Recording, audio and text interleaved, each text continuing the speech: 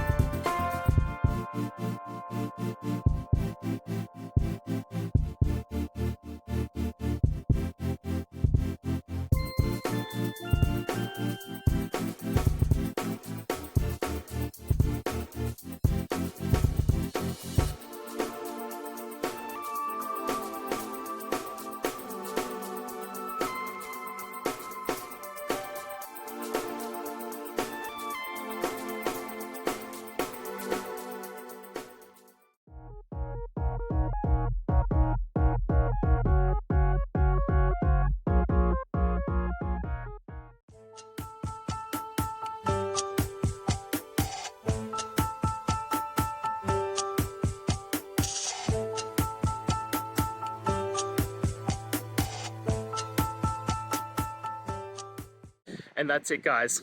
I hope we've gone through the question and found that solution you're looking for. And look, if we did, please hit subscribe. I'd really appreciate it.